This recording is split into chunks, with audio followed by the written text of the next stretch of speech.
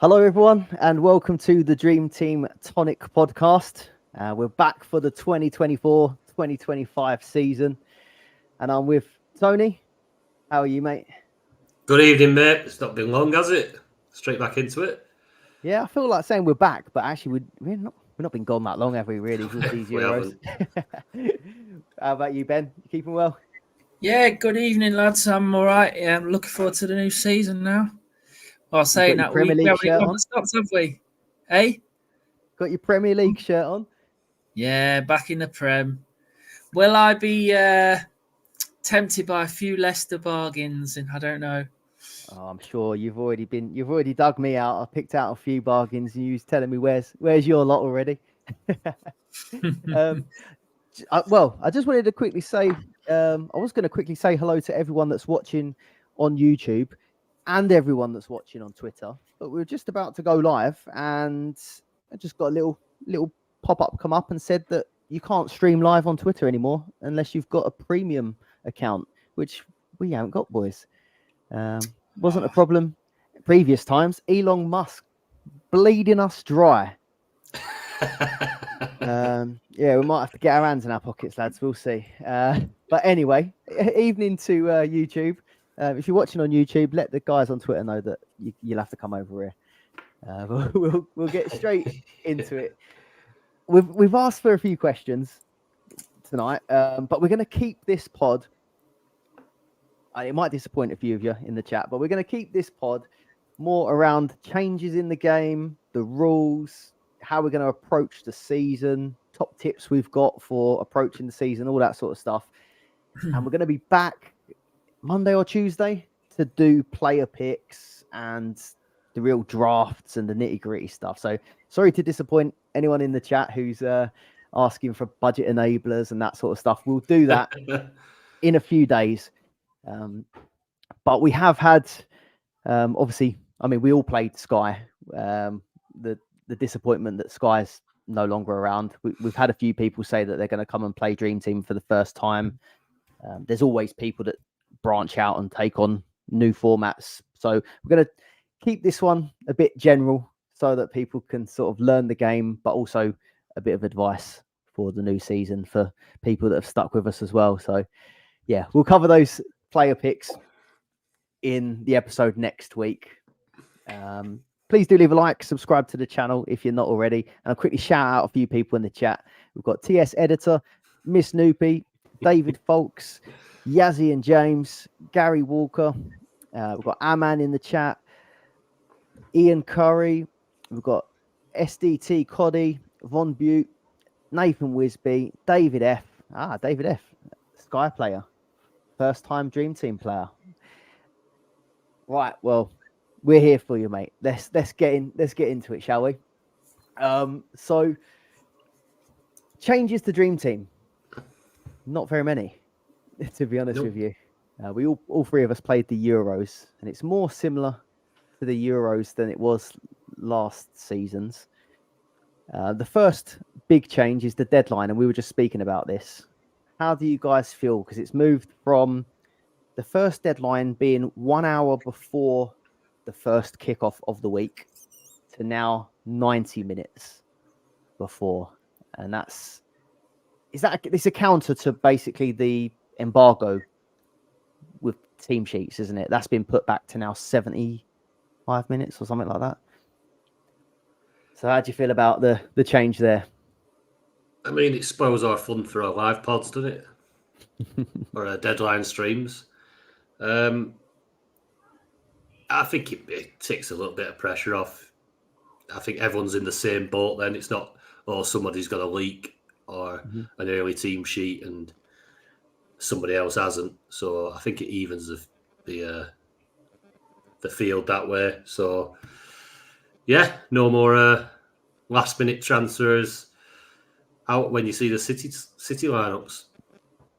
It doesn't always work out though, does it? These leaks. We saw that in that City match, didn't we? Oh, don't. Yeah. Cost me $1,000 that. Do you think you're going to still try and chase the leaks on Twitter and all that? Or do you think you might just feel a bit better stepping away from that part of it. I mean, you're still going to get a few, are you? You are still going to get it. It's just going to be half an hour earlier. It's big business, isn't it? It's big business. These people that are in the know, know somebody in the club, and it's there's these massive accounts on Twitter. Got a hell of a lot of followers, 100,000 followers. I still think it's going to go on. Do you reckon, Ben?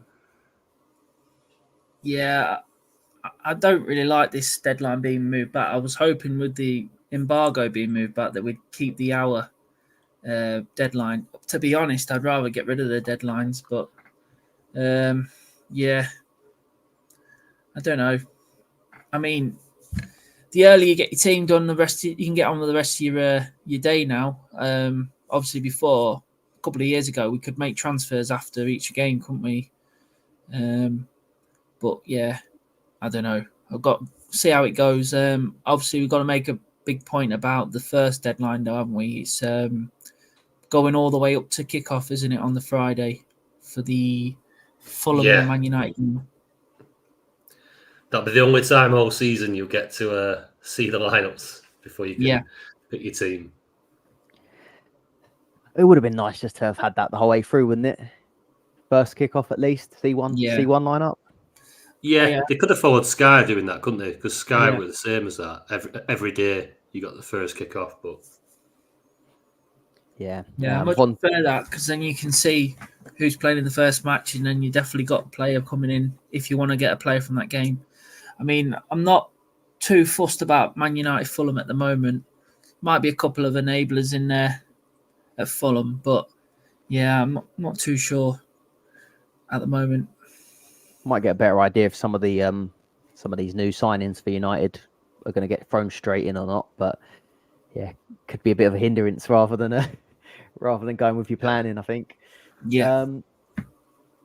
Another change, a welcome change, and I don't even think I need to really put it to you to get your thoughts on it. But we had it in the Euros. We didn't have it last season. They've brought in a vice captain.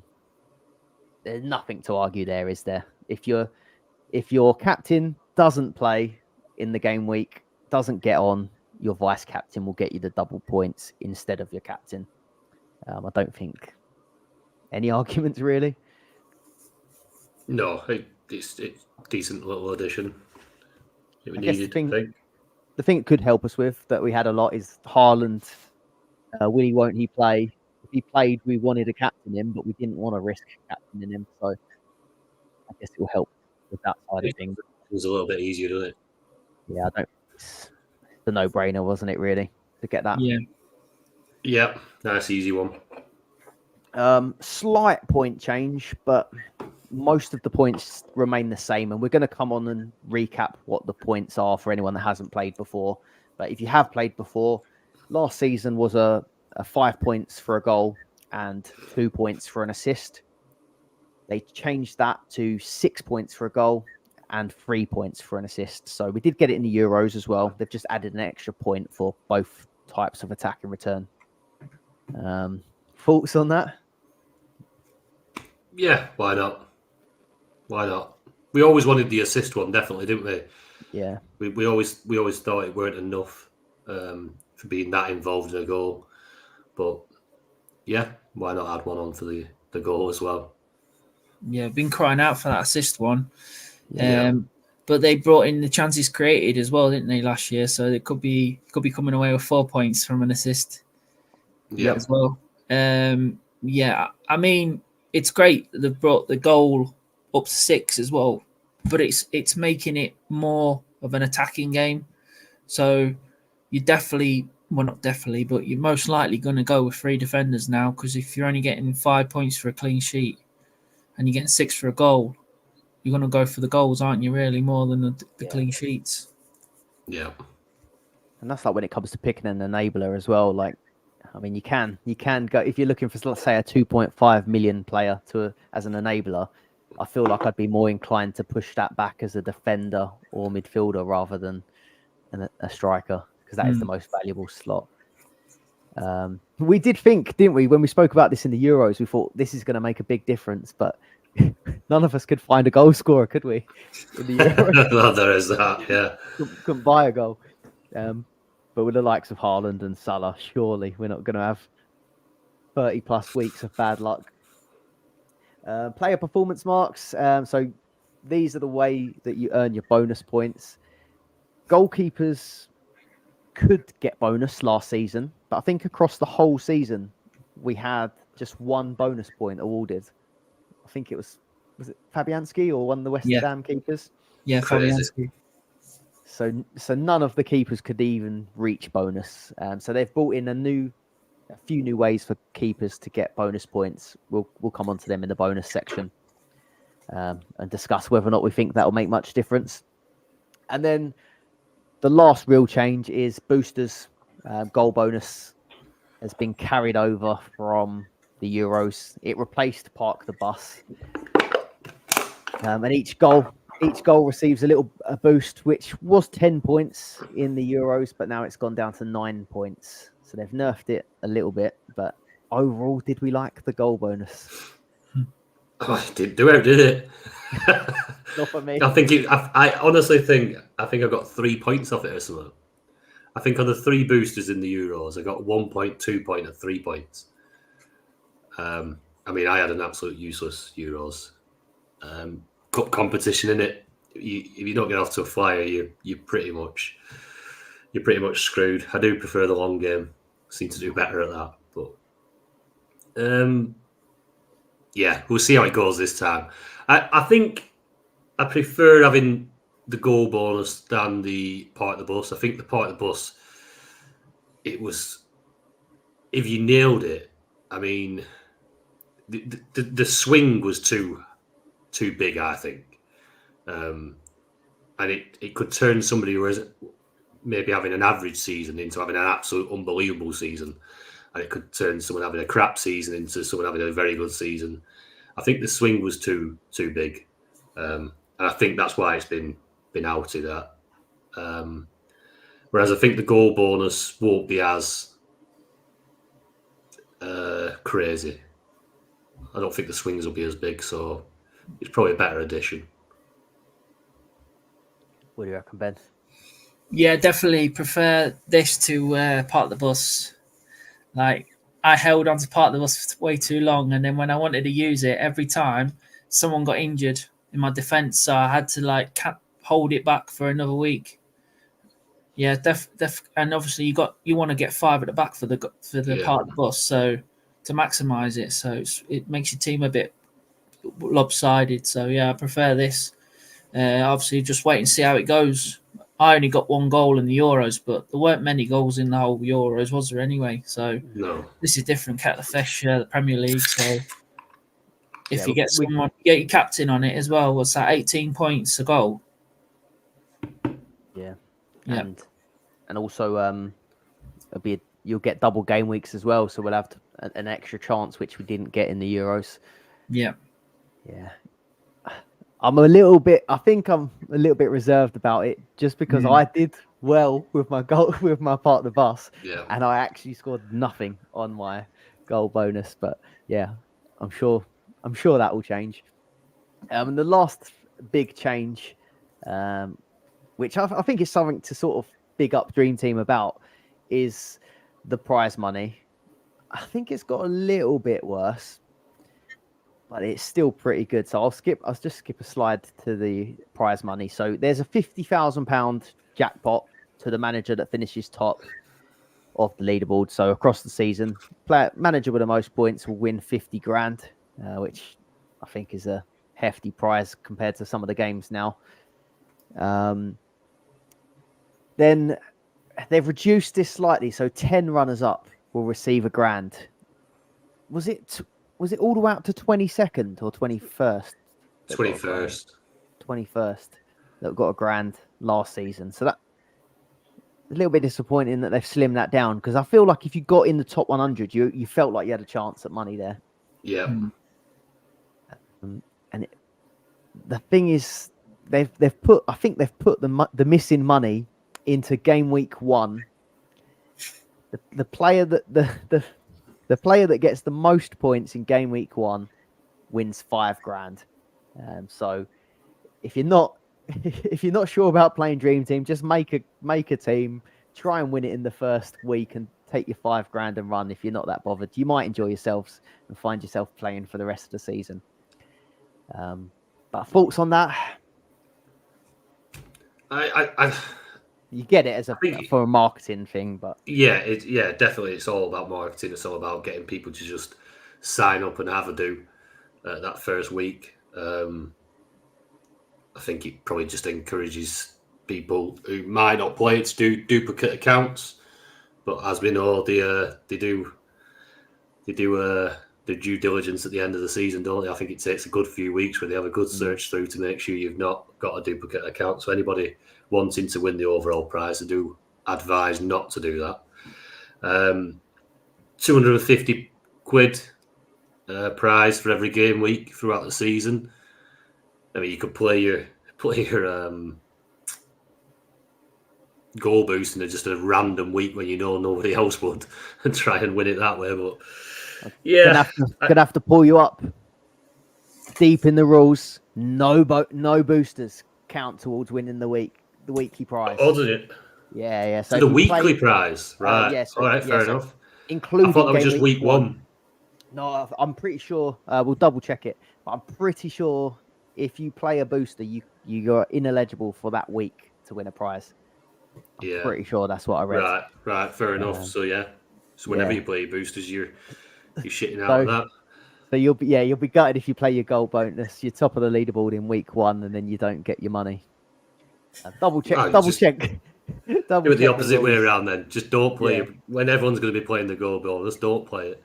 But yeah, I think really them prizes should have gone to the overall finishers. It's so tough to finish up there. I obviously finishing 27th last season, and I got so close, and now they took it even further away from me now. So I'm gonna have to, proper up the game there. The only thing I would say, was there prizes last year? Because I feel like they said might have been 100, but I don't think they set the leaderboard out that well to be able to see who was winning. Because do you remember there was a previous season, and you could easily check the weekly leaderboard, and you could constantly see like names that we knew. Yeah. From the. Was it a PlayStation 5 they were offering last time? That's it. It wasn't money, was it? Was it 2 seasons ago? It's the PS. Yeah. PS5, I think it was. Yeah. But yeah, hopefully they changed the leaderboard so it's easy to see who's winning the weekly, because that was quite competitive.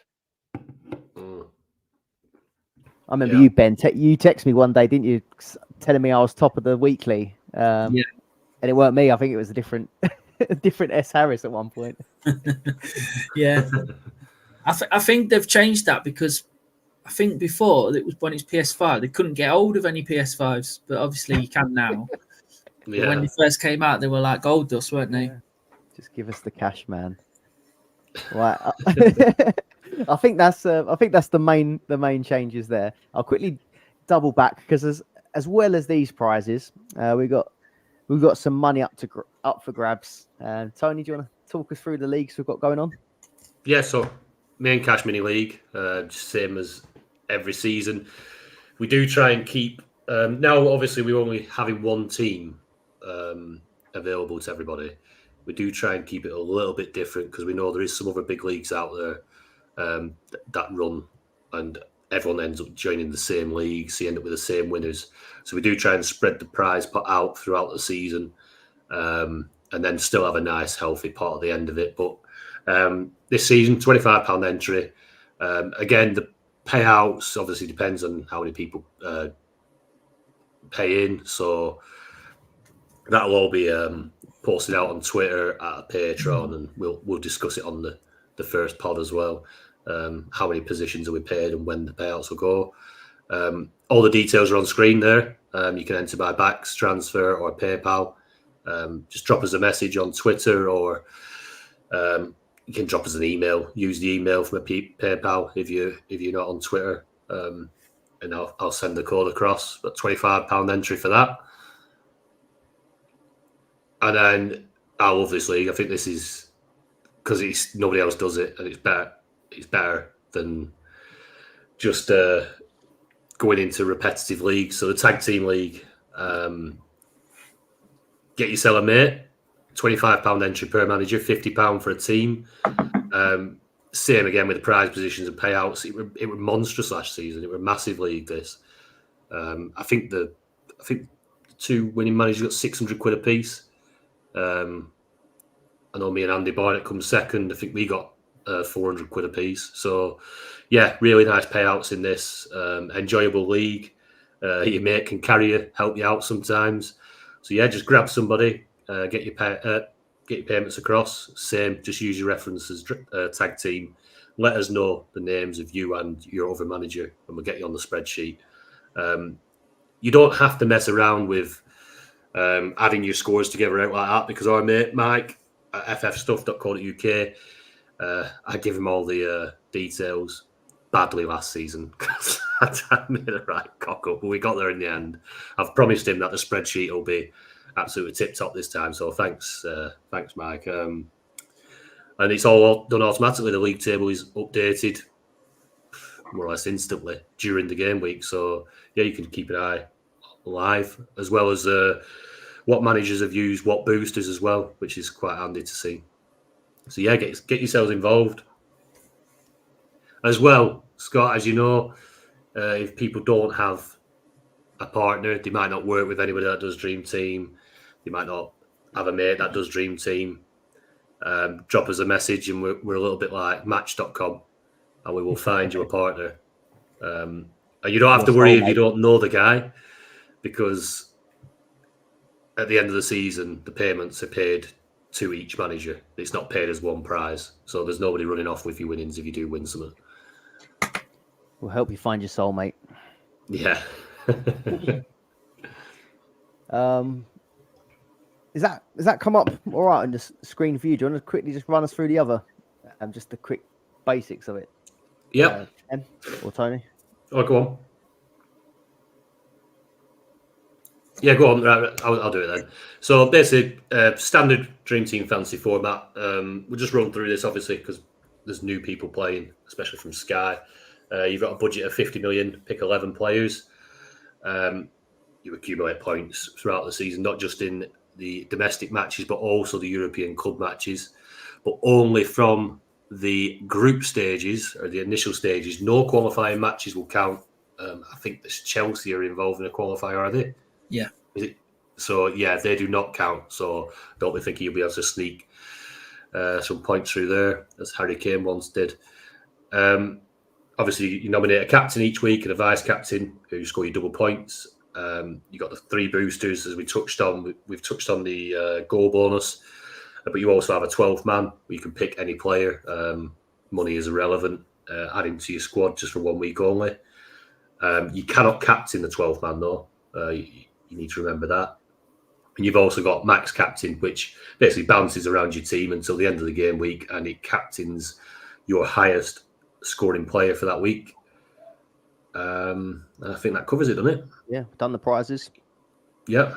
And then you mentioned the competitions that are eligible, but yeah, Ben, do you want to just plug your work of art here? Yeah, just the fixture tickets on the Patreon.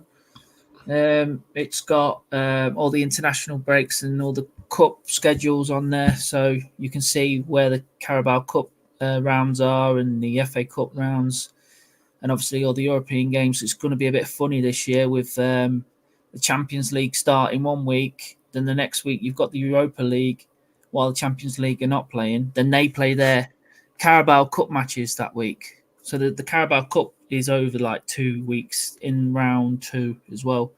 So the Champions League teams play later on. Yeah, and then you've got like later on there's a Conference League round where no other European teams play, so they're like the centerpiece for that week. Yeah, so yeah, you can see on there who's got what fixtures for that month and what possibilities, and it gets updated as the season goes on. So then teams start getting loads of fixtures and other teams drop off as they get knocked out of cup competitions. You can see where the gains are. It's going to be a tough one to plan for because we're used to the Carabao being that early, aren't we? Mm. That is usually first couple of weeks. Yeah. But Europe's definitely moved forward, hasn't it? I think that was 6 or 7 Yeah, or I think 8, it was a wasn't it? while back. Yeah. Yeah. It must be because of the new format. So we used to like to load up on a few players, didn't we, that we thought would be from the non-European teams. So we obviously get double game weeks for people that haven't played before. We used to load up on sort of the Carabao Cup teams because you can get the double game weeks versus the players that are usually popular from the European teams. Yeah. But it's got a lot harder because we now don't see the lineups. We used to be able to make transfers midweek, so we used to know who was playing. So now we're going into the Carabao Cup blind. But not only that, we have to swap from Carabao Cup players in Game Week 2 to European teams in Game Week 4 almost, if you want to make the most of the sort of fixture swings. So initial thoughts, like, are you going to try and go majority European teams ahead of Game Week 4, or you obviously get 2 transfers a week, so you've almost got 4 changes between the Carabao and Europe. You thought about that? Yeah, I was looking at this earlier, and if you look at Game Week 4, there's another Carabao Cup round, so you Is that don't replay? have. No, it's the next That's round. the next round. Oh, okay. So the teams that are in the Europa will be playing in the third round there. So they're definitely in the third round. It's TBD, to be decided. And then the other ones are question marks because we don't know if they're through yet. So once we know, say, for example, Palace are through, then we know they've got a double game week in Game Week 4 with Leicester and a Carabao Cup game. So you might not need to jump off a player there. You could keep them for another extra 2 weeks. And then obviously start thinking about Europe from Game Week 5. Yeah, that's it. This is the beauty. I'm going to sell this a little bit. This is why I put it on the advert as well. This is the best dream team ticker around. Ben puts a lot of time into this, and it is there's nothing that compares to this with the international breaks, all the permutations of the Europa League, Champions League, all the cup rounds that go in there. You don't see this anywhere else, and if you do, I've not seen it. So this is obviously patrons get access to this fixture ticker live, updated constantly.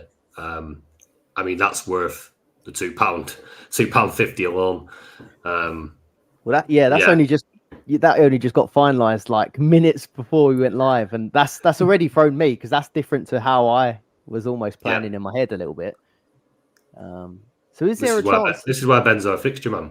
Yeah, is there a chance? There's not a chance of a clash then, is there, with teams that have got Europe and could get Carabao? So would that I need to look. I need to look into this further, but I think I don't know if they're gonna somehow seed it or they're just gonna draw it and then they're gonna worry about it afterwards. So I know what you're on about. You're on about maybe the Champions League team will play a Europa League team. Then that'll mess that round 3 up, won't it? So I don't know how they're gonna cope with that. So that'll be interesting. Need to look further into that. But yeah, we'll have it updated on here when it does happen. That's thrown me. Yeah, so the draw for the Carabao Cup second round is the 14th of August. So it's just before the season starts. But this time we won't see the Champions League draw because that's still going on. The Champions League draw will be on the 29th of August when the season's already started. So we won't know who's got the best fixtures in the Champions League or Europa League or Conference League. The Europa League and the Conference League is on the 30th, the draw for that as well. Nice. Very handy. Transfer allowance stays the same. We get 2 transfers a week. But this one's a bit of a nightmare to explain as well, isn't it? The transfers.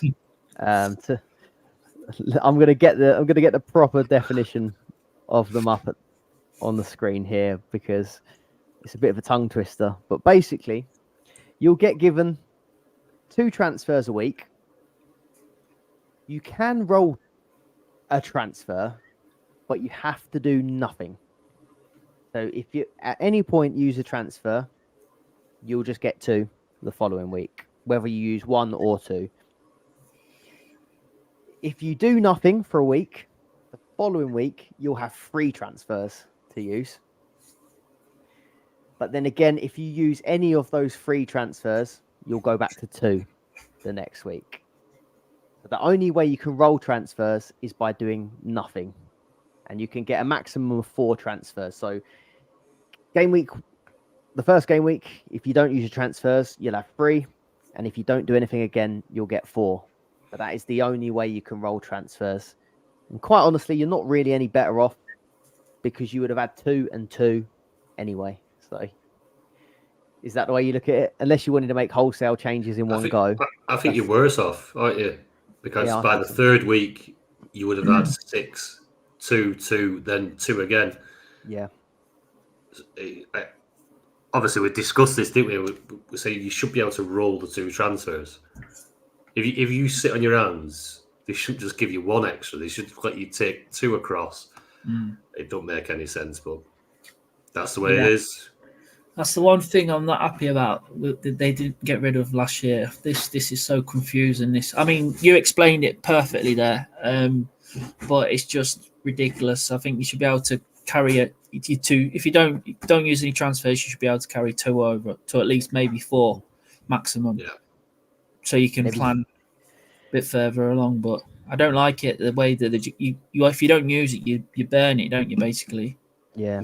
And FPL got a good bit of buzz going actually this season because they've made changes that you can now roll all the way up to 5. I think it is 5 transfers. So yeah, I quite liked that.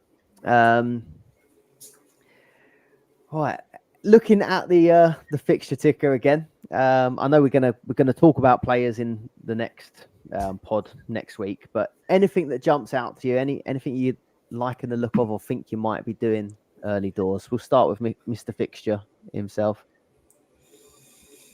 I like the look of Liverpool start. Ipswich, Brentford start with. Obviously, Man United away is a tough one, local derby. Then they go into Forest. Then Europe is a double game week, and then Bournemouth, Wolves, double game weeks all the way through. I also like Newcastle start, Southampton and Bournemouth. Then the Carabao Cup kicks in, double game week 2. Tottenham at home. Then we've got the international break, so it's only a single game week in game week 3. Newcastle with Wolves, and then we don't know if they're through to the third round, so they might get another double game week there. And Fulham in a single, probably jump off there for European player then.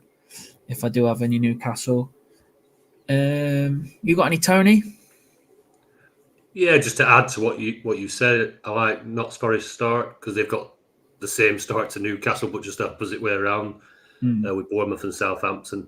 I think that's a good start for them. Strong at home, and then they've got obviously the Carabao Cup and then Wolves. So nice opening for them.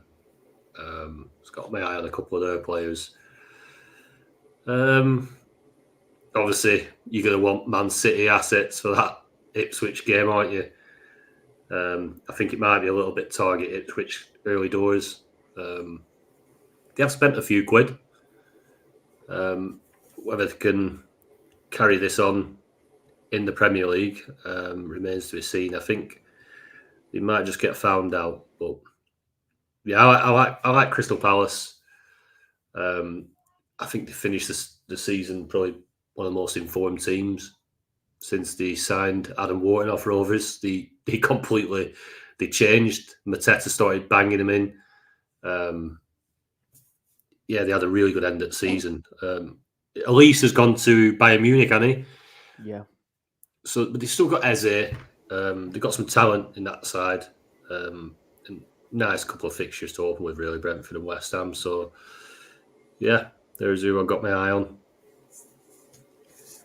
Yeah, think that about covers it. For things that sort of stand out that are a little bit different, I quite like the look of Palace and possibly Fulham. And it's even, I mean, just to big up the fixture again, like the ticker again. I was sort of looking at my team. I said to you, didn't I? I'd sort of looked at maybe setting up a team that I would want by the start of Europe, and then work back and get a few non-European teams in there. But actually, I could be all right for a little bit longer if they go through. So you might get to game week 2 and realize that if you've got an Eze or you've got a Muniz up front for Fulham, you actually could keep them if they go through. So yeah, that's a little bit better. I like to look at that. We'll go to the point scoring again for anyone that's new to the game. So a quick blast over it. So I'd say it's quite similar to. Would you say it's nearest to maybe a Telegraph or somewhere near Sky? I think the point scoring is quite different to FPL. But you get 6 points for a goal. You get 1 point for a shot on target. So you're usually going to end up with 7 points for a goal. Big chance created gets you 1 point. Assist, we mentioned, gets you 3. So again, that can double up, not as frequently as a goal being scored. Tackles. So tackles come into it. You get 1 point per 2 tackles. So some of the more defensive-minded players can score points. You get a point for an appearance up to 60 minutes and then a point over 60 minutes. Yellow card, -1. Red card, -3. Penalty miss, -3. And an own goal, -2.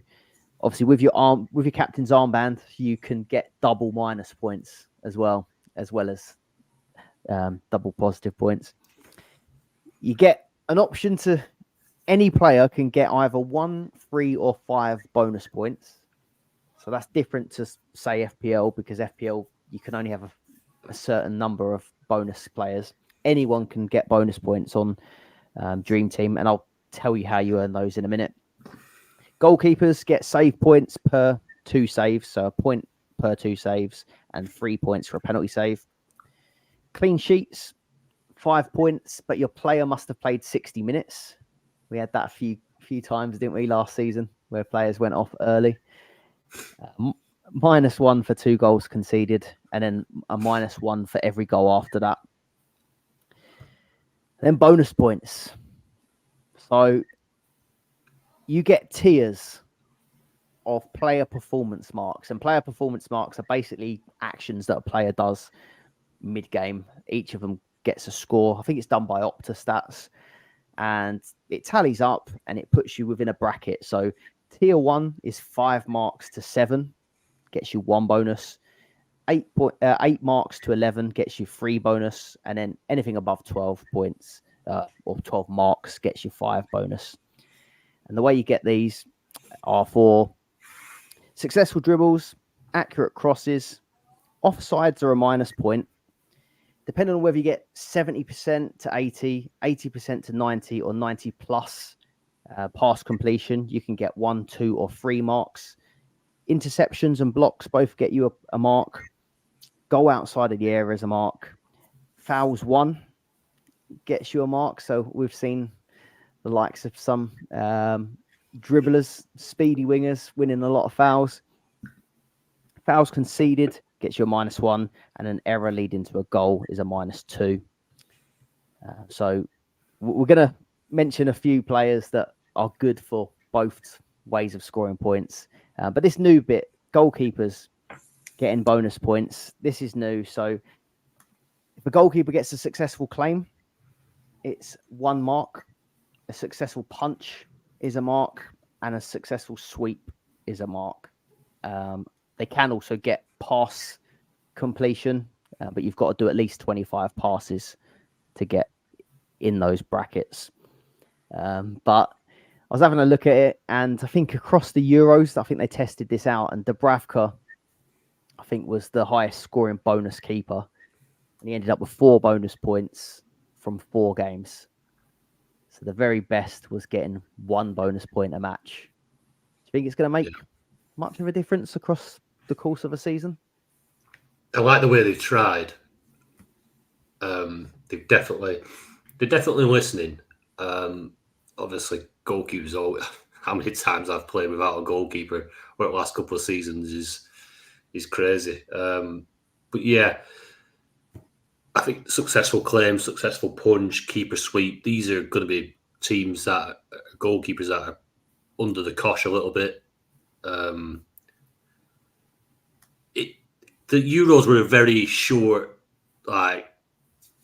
sample, weren't it, to see how well and how well these keepers could do on the player performance mark. So I'm glad they've kept it. It definitely opens it up a little bit more. But yeah, if you're looking for keepers that are going to get these extra bonus points, it's going to be keepers from the lesser sides that are probably under cosh against a Man City or a Liverpool or Arsenal. And yeah, what do we think for like point scoring and bonus? So obviously, people that have played this before, sorry, that was stuff you're already used to. But has playing it last season, because it was only the first time we've had these new rules really last season in the Euros. Are you going to look at the point scoring or the way you get points any differently? Like, I think we all started to cotton on to bonus being quite a big deal towards the end.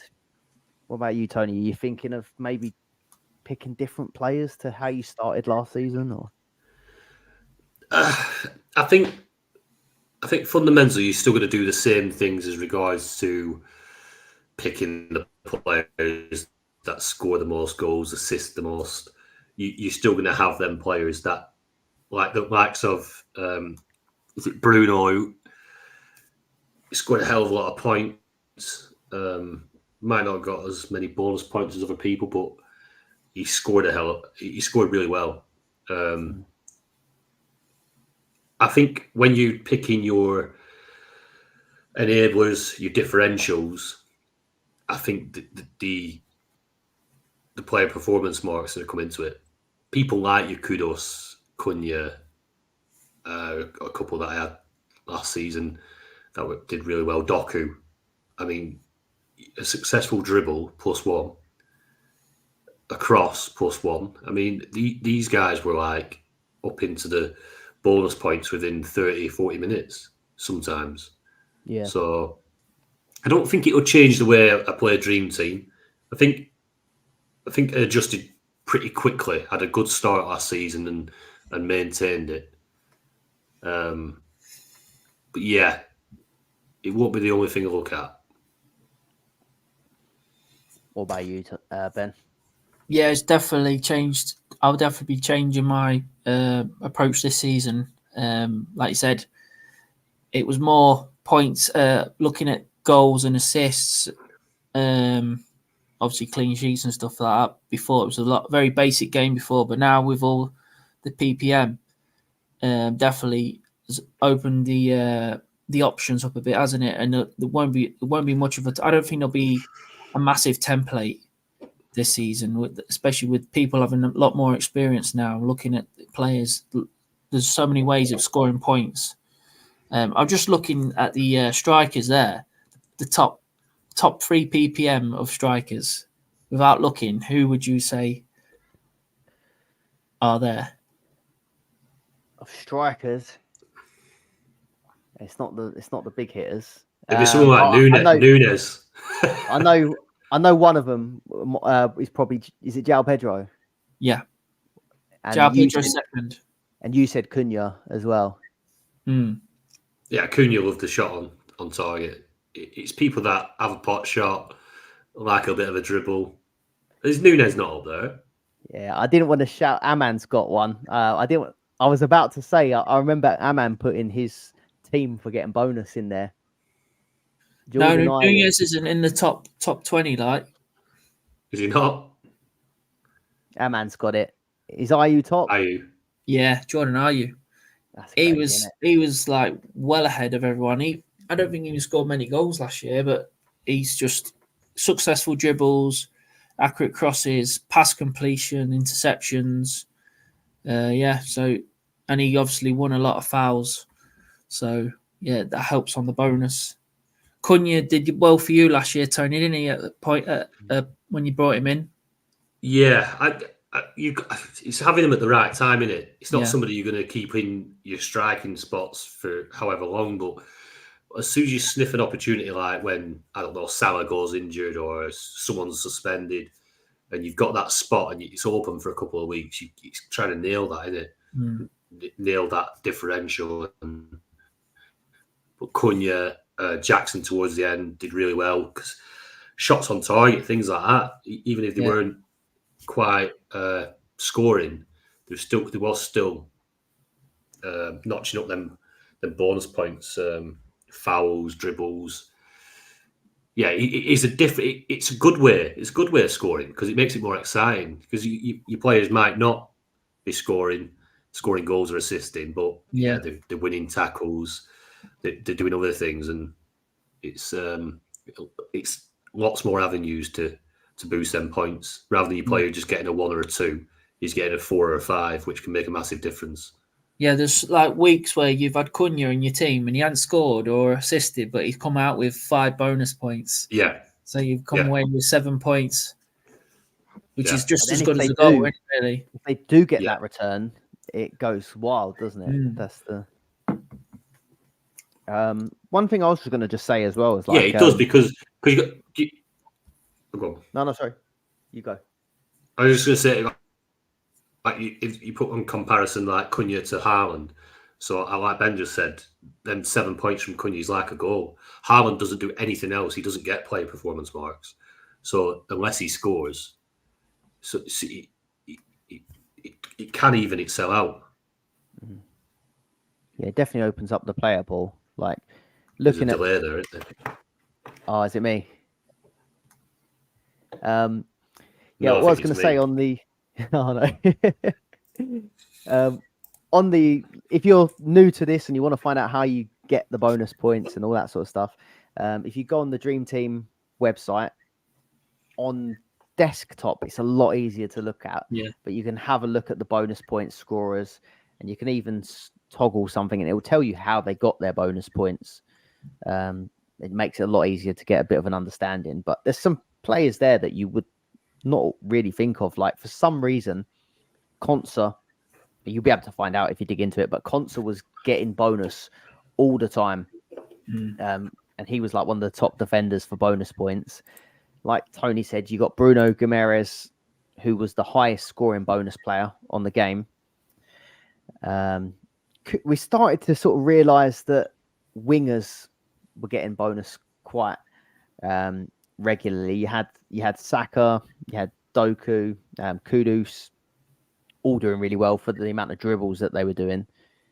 Pascal Gross was a strange one, wasn't he? He seemed to constantly be getting people that were putting a lot of crosses or taking all the set pieces right up there. But there's some names that you wouldn't really expect, like Conor Gallagher was right up there for bonus. You got Eze, Maddison, Dwight McNeil of Everton. So there are some people that you wouldn't think are that glamorous as sort of Dream Team picks, but it's worth checking out because there are a few there that you might be able to get.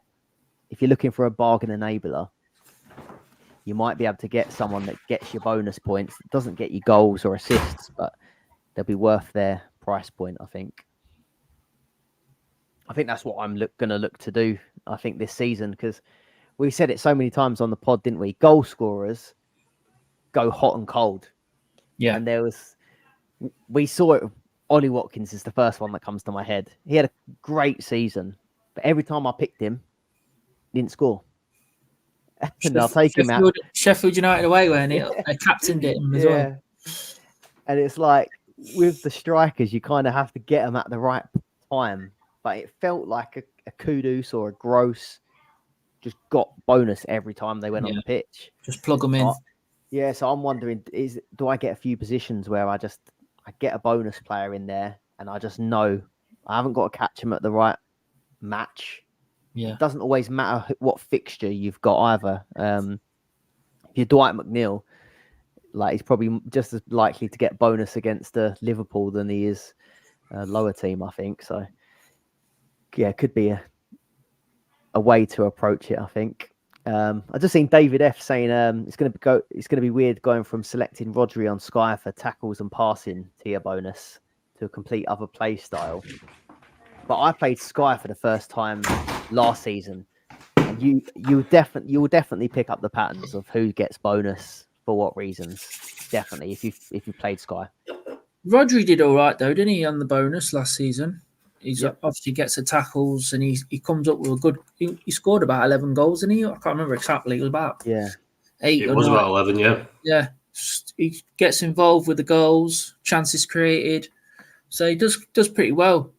The only difference is that it's not volume of passing on this game, is it? It's accuracy. Yeah, percentage. Yeah.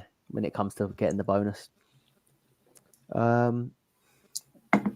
Tony, we'll test if the delay's there. Do you want to do just a quick run? I know you sort of mentioned boosters, but do you want to give us a quick run through? Yeah, there they are on your screen. 12th man. Select another additional player to be a 12th man for just 1 week only. Again, you can't captain him. Max captain, again, bounces around your team. Earns double points, your highest scoring player. And then the goal bonus, which was touched on, every goal your player scores will be worth 9 points in that game week.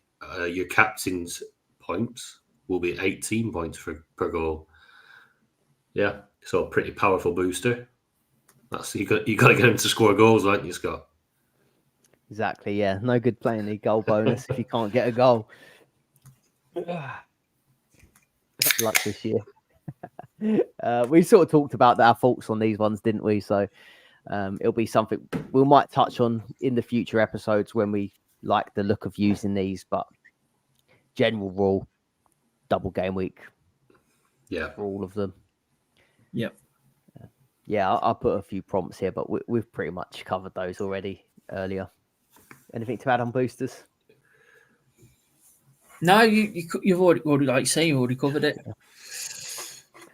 Right, we've got a few questions from our Patreon members.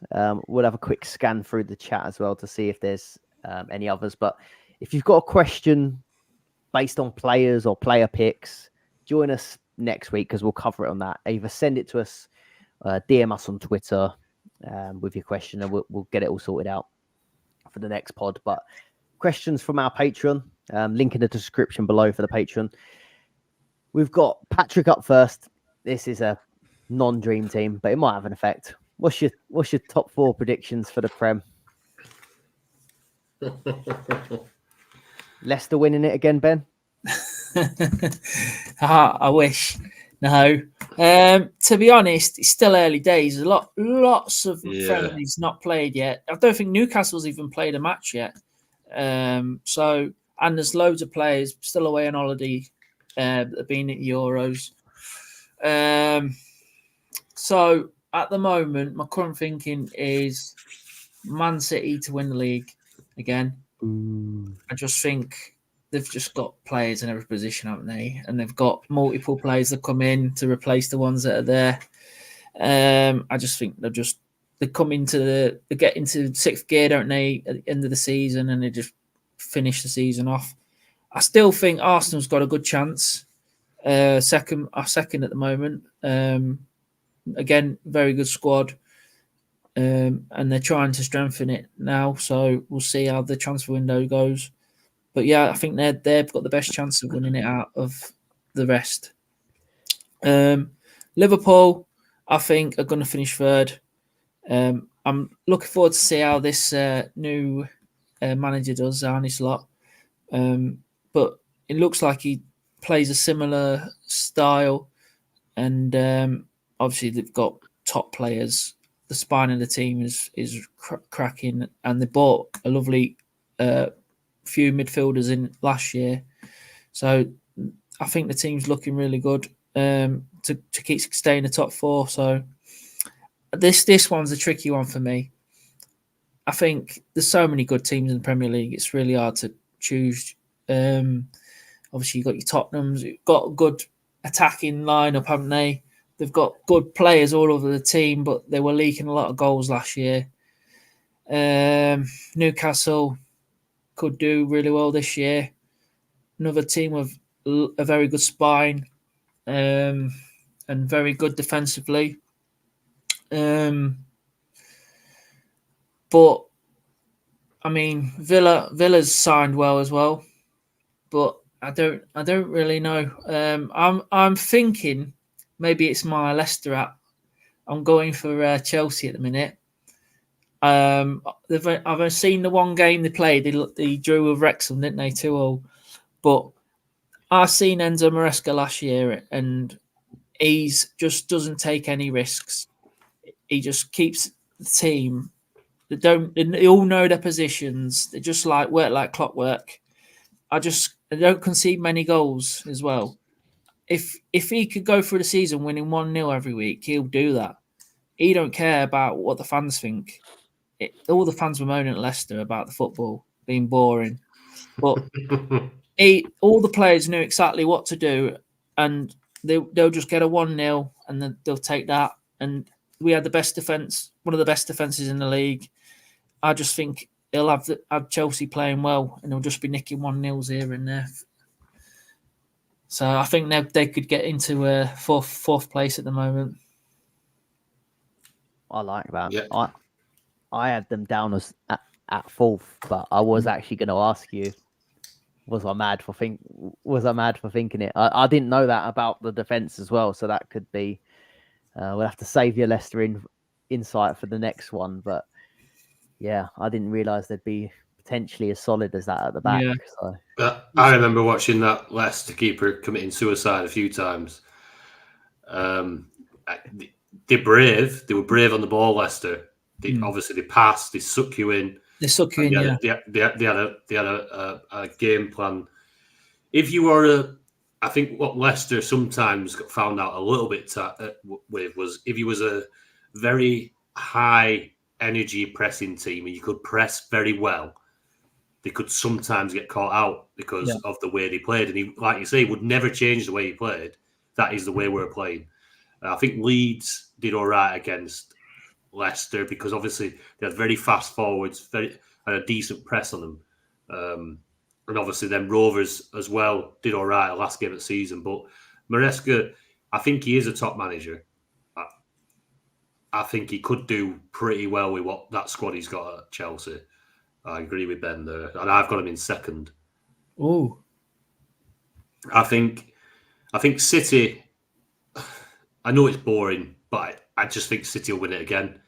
I don't think De Bruyne's too much of a loss at his age. I think with the likes of Foden, you probably see Alvarez probably get more minutes, who could be a bit of a differential on this game now. Got the likes of Doku, who's brought in on the left-hand side. Bernardo's still there. They've got just a top squad still. Even losing De Bruyne, it just doesn't seem to hinder them. Chelsea, I think they did buy well. I think they just bought too much at once. And as you've seen towards the end of the season, they started to gel. They started to put performances together. They've got Cole Palmer, a proper...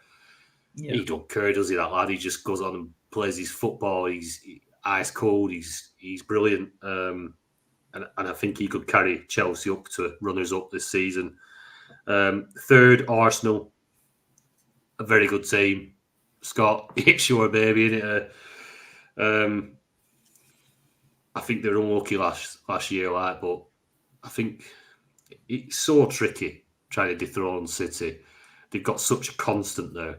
Until Pep leaves and they start to run out of this, because they're recycling every single season because Pep's got such a good thing in place that it just carries on. It's like such a well-oiled motor. And until it's like United through the 90s, as soon as Pep leaves, you'll start to see cracks and you'll see it all start opening up a little bit more again. So Arsenal in third, and I've got Liverpool in fourth. These Dutch guys that come over from Dutch League, they don't seem to cut it over here, do they? There's been a few, obviously, like Ruud van Nistelrooy. But Ten Hag come over here with this massive... I know he's walked into United, and that was a tough job anyway, but I don't know. Jury's out with Slot. I'm not going to at least I don't have to slag Klopp off all season. So I'm happy slots in the Premier League. So maybe I can start liking Liverpool a little bit more again. But yeah, that's my top 4. I'm gonna go with my boys at top. It's gonna be the year. Pep's gonna sign off, and then he's gonna be the England manager, isn't he? I hope so. Let's go. I hope so. Carsley take the wheel for a little while. It is Carsley, isn't it? Let him take the wheel for a little while, and then we'll get Pep once he's said his goodbyes. Don't you worry though? If Arsenal do win the league, you'll be like, I can't leave on a lose. One more year, I need to go. One more year. I'm more worried that if Pep goes, they're like, Mikel, come back, mate. Nah, I don't think he will now. But yeah, I'm gonna put it might be Enzo. Probably not though. Deep down, I'd think City, but yeah, you gotta believe, haven't you? I think it's gonna be a good season though.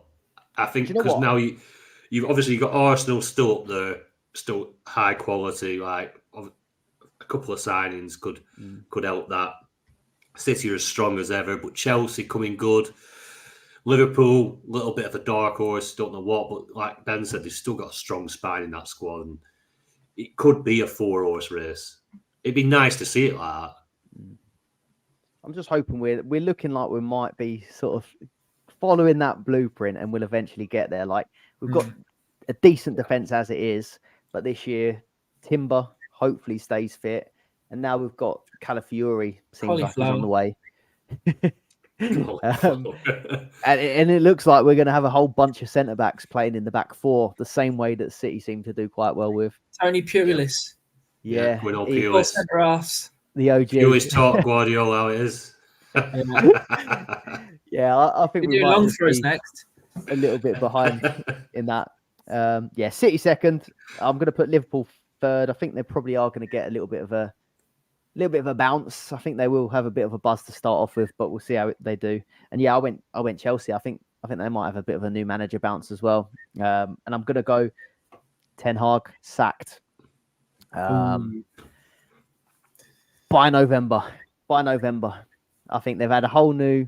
They seem to be doing a good job of fixing a lot of the footballing side of things, but I just think the way they're setting up, eventually, if something goes wrong, it'll be him that goes, and they'll get their man eventually. I think so. Yeah, I think they'll recover well once they get their guy in, but I don't see Ten Hag being the guy. I don't. 2 trophies in 2 years. Yeah. Hey, if that was England, we'd be snapping their hands off for that, wouldn't we? Shit football with two trophies. Yeah. No. You take it. Don't it's a shame that the only thing is with Southgate going into United. I hope so. The thing is, if he's international, you only have to watch the bad football for like a month, and then you get the trophy. You ain't got to watch it for a whole season.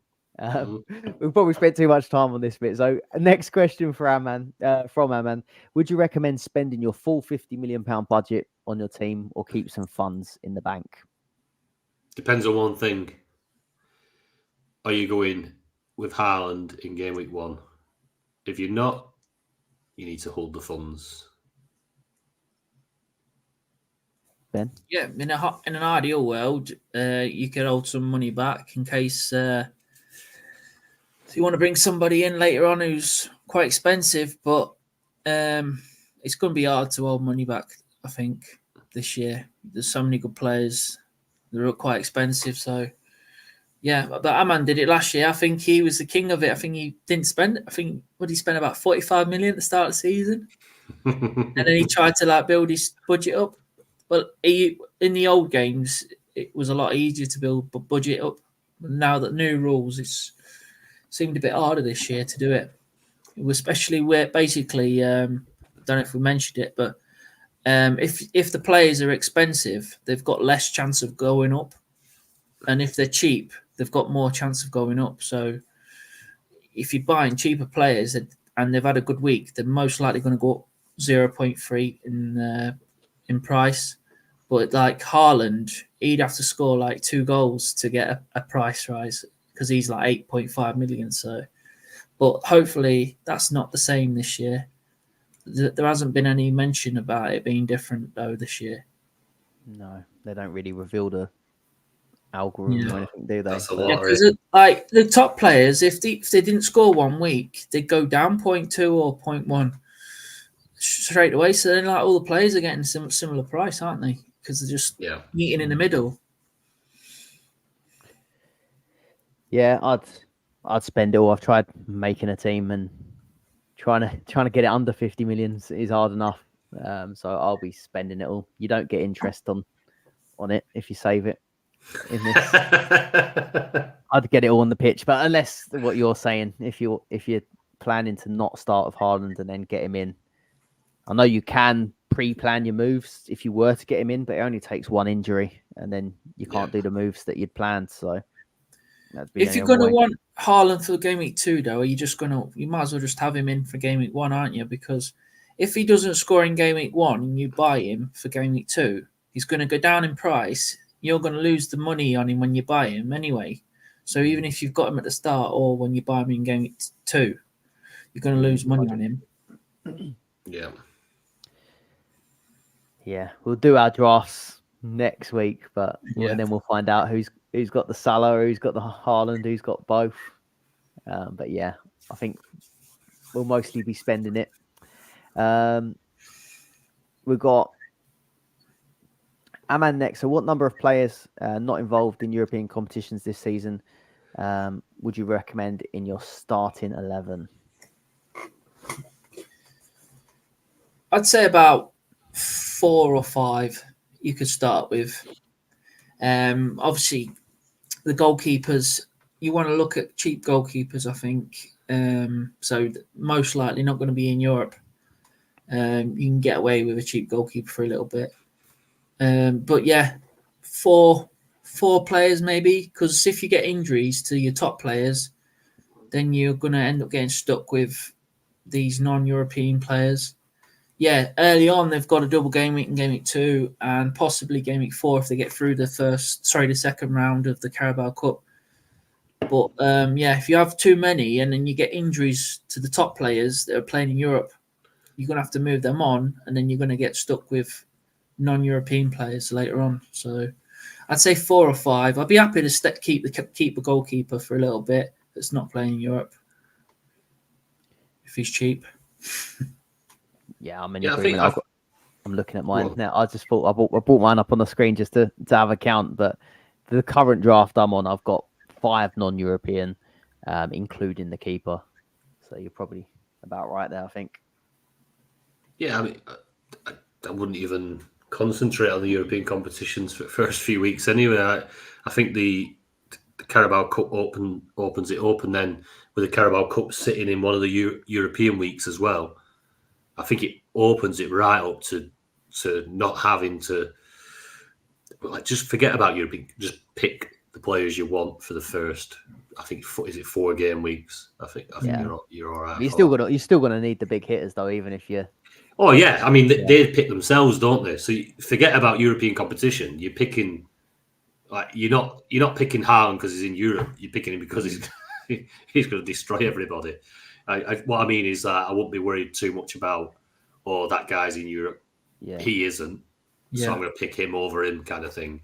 I think you've got a lot of leeway early doors. So I just concentrate on picking who you believe is going to perform best in them first 3 weeks.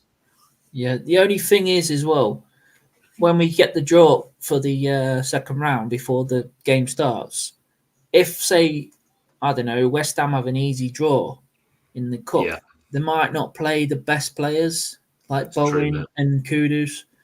That's the only thing. If they get a Premier League team, you might get a double game week out of them. Just be wary of that. So you might think, I'll bang him in anyway. He might get a double game week. So you just get.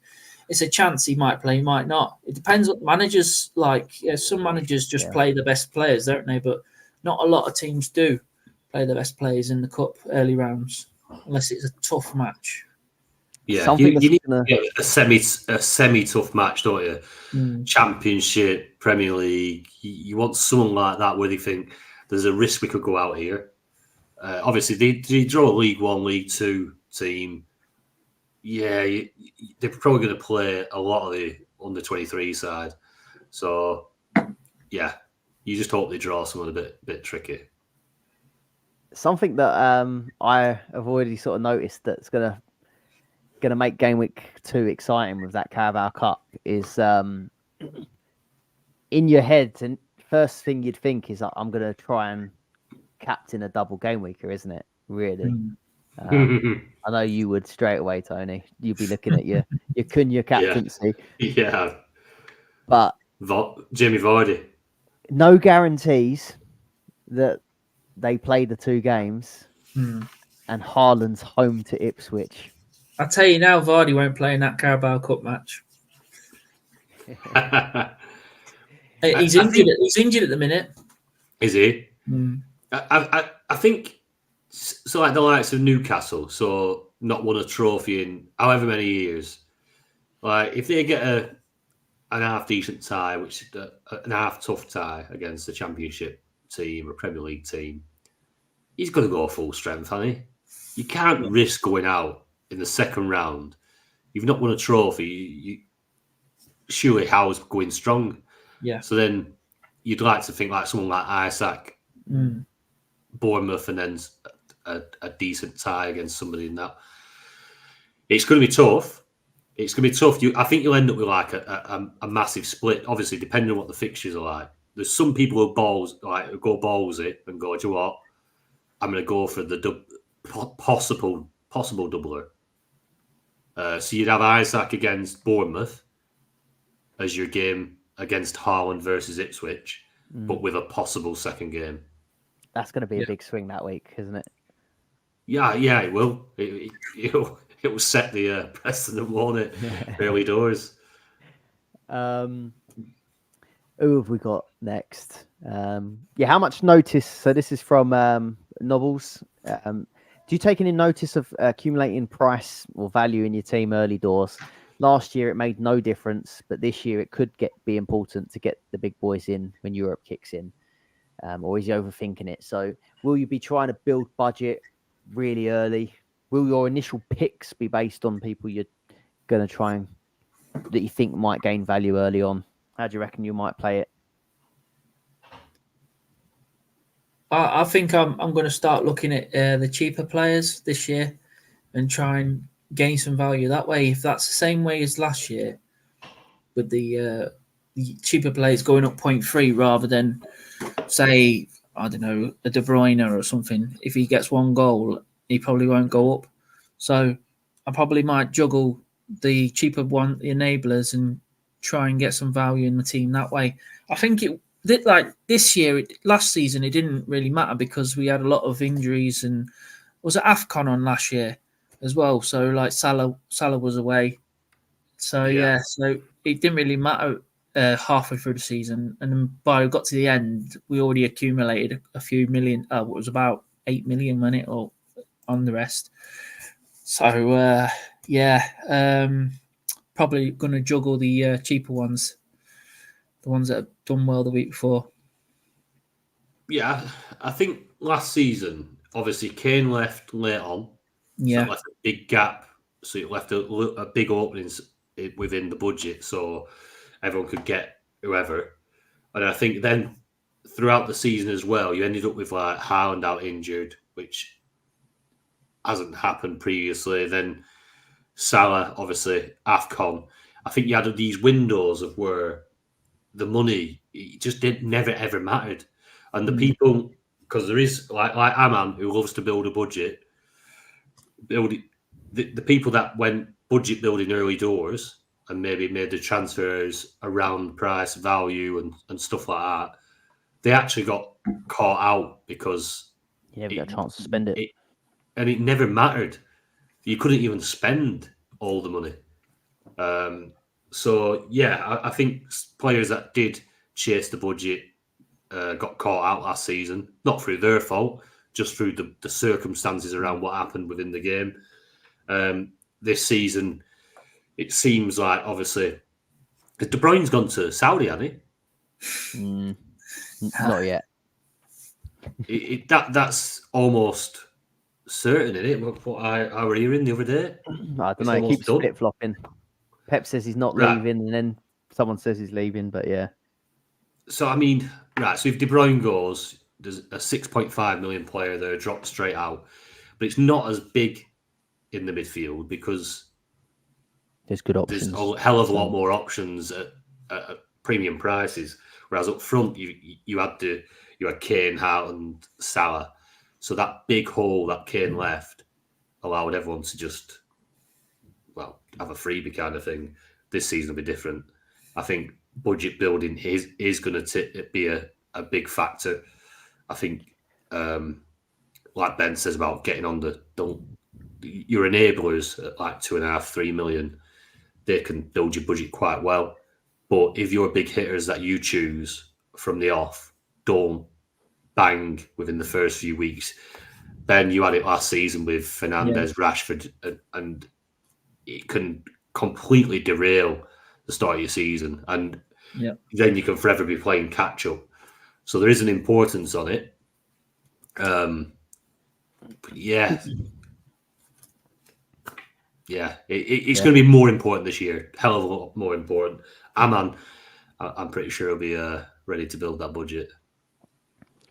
I spoke to Nobles privately, and the only thing he sort of asked me when we were chatting, and the only thing I did say to him, like, I would do it, but it won't come at the expense of points. Like, I'll prefer to make the changes because you can basically work out who had a good week and bring that player in, and the price changes happen once the deadline passes. So if I haven't got Salah, he scores a hat-trick. Obviously, I didn't get his points because I didn't have him. But if he scores a hat-trick and you think he's going to go up, if I bring him in ahead of the next deadline, I'll get him in and I'll gain his value. Yeah. So a lot of us do that, don't we? We jump on someone that had a good week and then take their price rise, or the other way around. If your players had a bad week, you can get them out before the deadline and you won't get their decrease.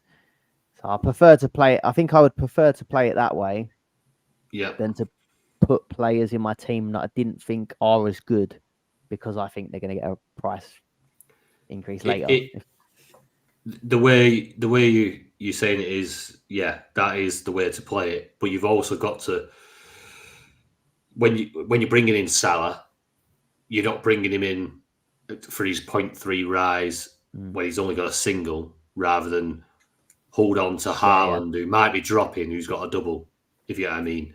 So you're still planning around it, but you can tweak your transfer strategy to be able to minimise the damage of a blank from somebody and maximise, especially if you're already planning on bringing that player in. I mean, it's lovely, isn't it?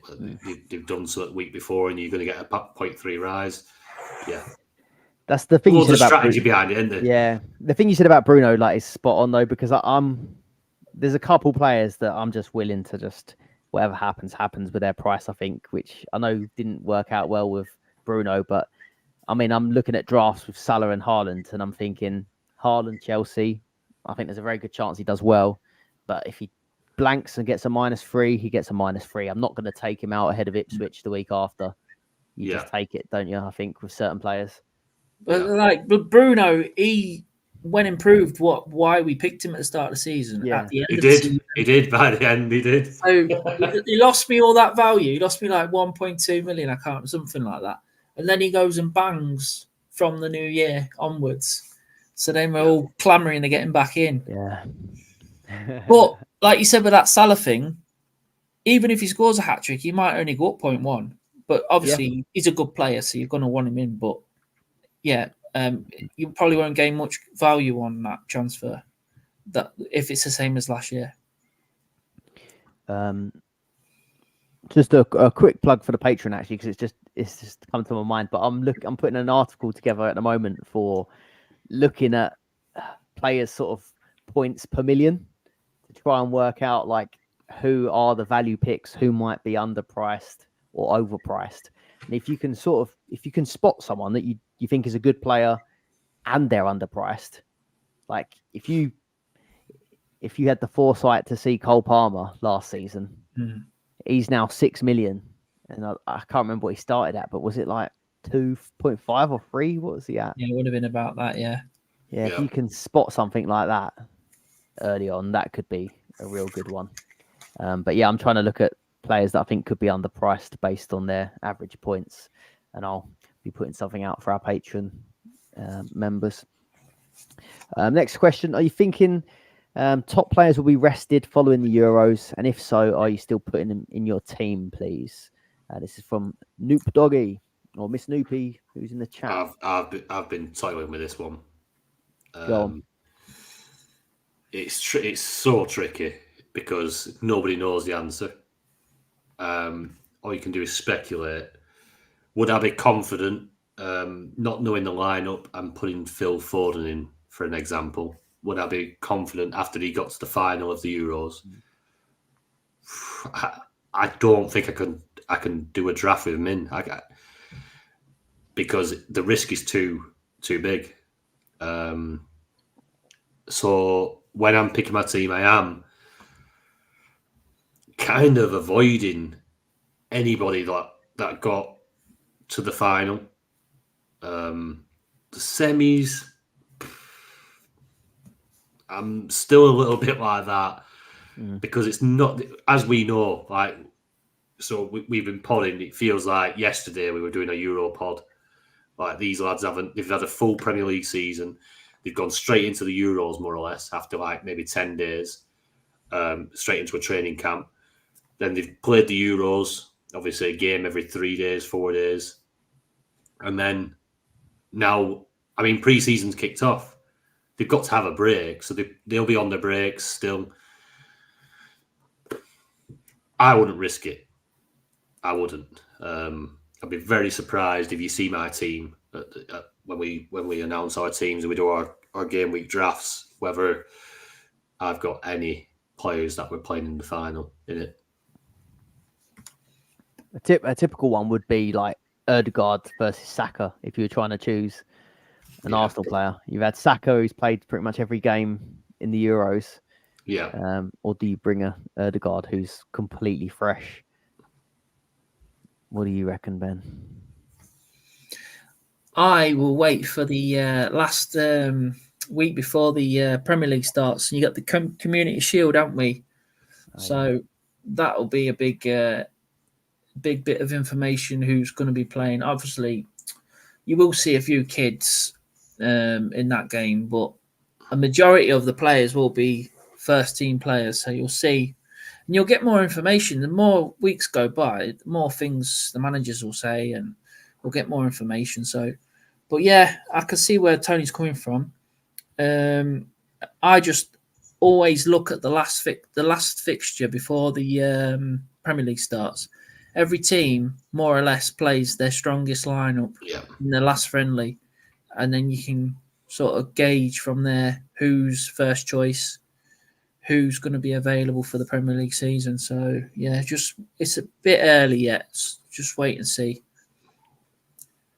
Yeah, spot on. Really, that's what I'd put. The last friendly is going to be the one that I'm looking out for.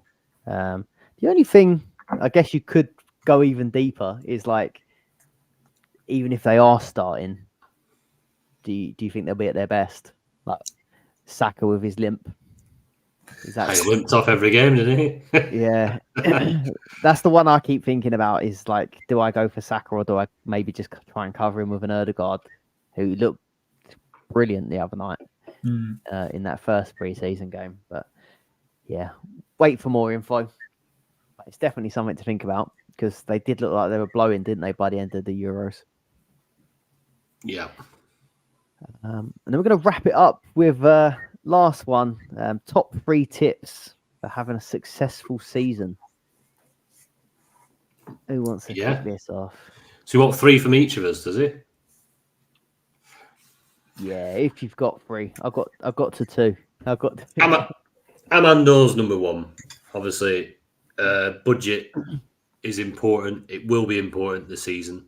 So do not lose too much budget early doors. So protect your budget.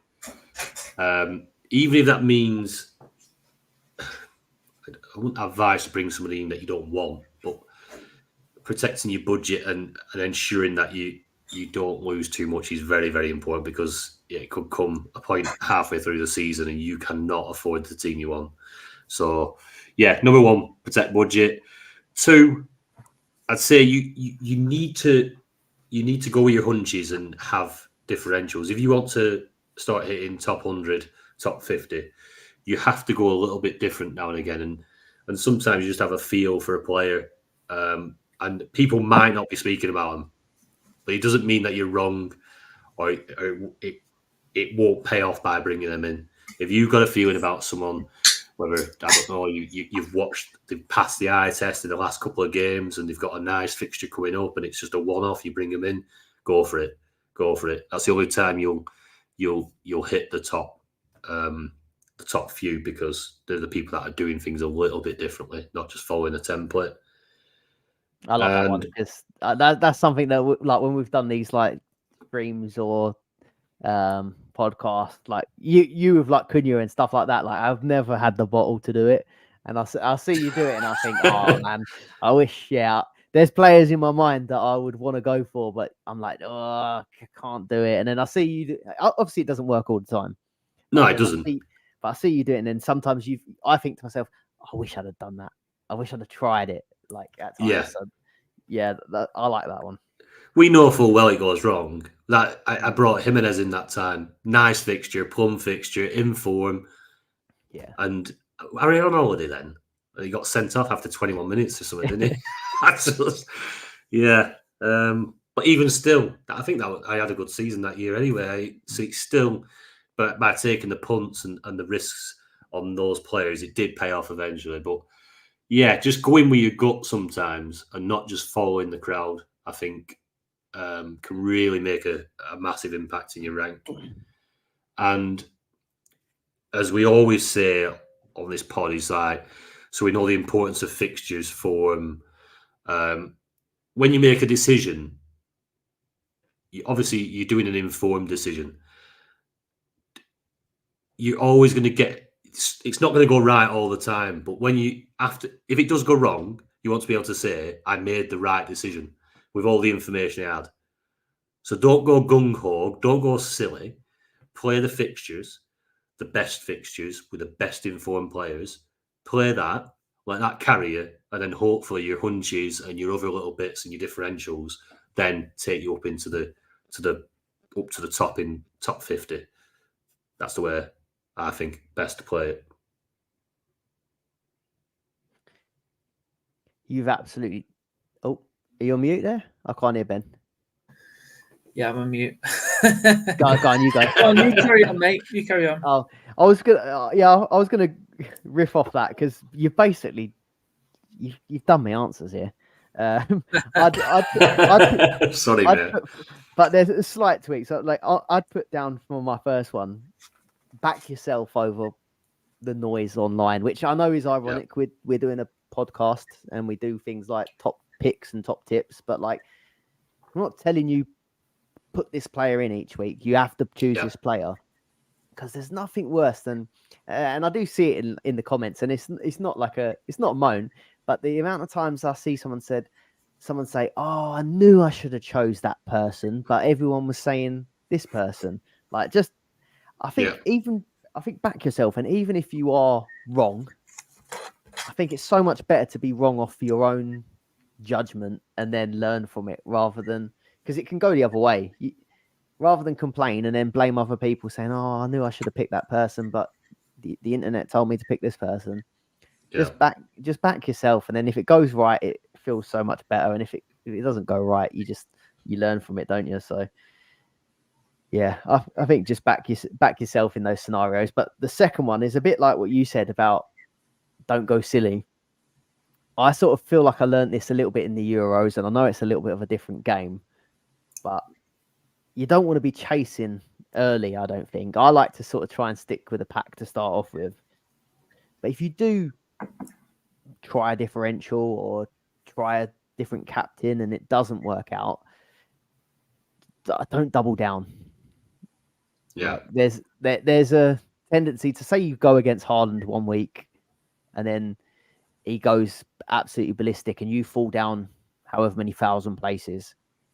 The following week, I just think if Haaland's got a good fixture the next week, don't be afraid to just go, okay, I'm gonna regroup, I'm gonna captain Haaland, and because the tendency can be at times to go, oh, I got it wrong this time. Oh my god, I've fallen so far behind. I need to go different again to try and make that up. It's like gambling, isn't it? Yeah. It never works well for me, and it's what I did in the Euros. I know it's a different game, but I went one block, didn't work. And so the next week I went for a block from a team that I didn't really think was going to keep the clean sheet, but I knew everyone else wouldn't choose them. You know what I mean? Yeah. So, yeah, don't double down. There'll be another chance to go different somewhere later on. It's a long old season, isn't it? It is. Ben? Yeah. Last season, I had Rashford and Bruno Fernandes, and I can't remember the fixtures were exactly, but they had a decent start to the season. And I just held on to them because I thought, they'll come good. And they just kept dropping 0.2 here, 0.2 there. So, yeah, if a player isn't doing well at start and he's a big hitter, just get them out of the team as soon as you can and get somebody in who's in form, get the price rises off them. Also, I'm quite a long-term planning manager. The old dream team used to look longer term with your transfers. You only used to get 5 transfers a month. Sky used to be quite good at planning on that, and Telegraph. So from last season, I've noticed that you need to be a bit more short-term planning. Obviously, look at the fixtures because you might end up keeping some players longer term anyway. But you've got opportunities to go for punts like Tony was saying about. I forgot his name now. The Wolf striker, Cunha, yeah, and João Pedro had a good little period at the start of the season. So you can, if they've got little runs of games here and there, there'll be players you can just jump on, and you think I'll get a good little bonus out of them. So just do it, and don't hold your chips too long. It's not FPL where you hold all your chips to the end of the season. I held the strongest one last season, part of the bus, because I was waiting for that perfect moment and it just never came. And I was like, next week I've got my team sorted. Obviously, it was a bit different then because you had to move to a 5 at the back, which it usually takes 2 weeks to do it because you'd usually be on 3 at the back anyway. So luckily we're not on that. But yeah, if you see something interesting and you think, there could be a few goals there, just go with it. If you've got the hunch, go with it. Don't hold it back until the end, and then you might run out of.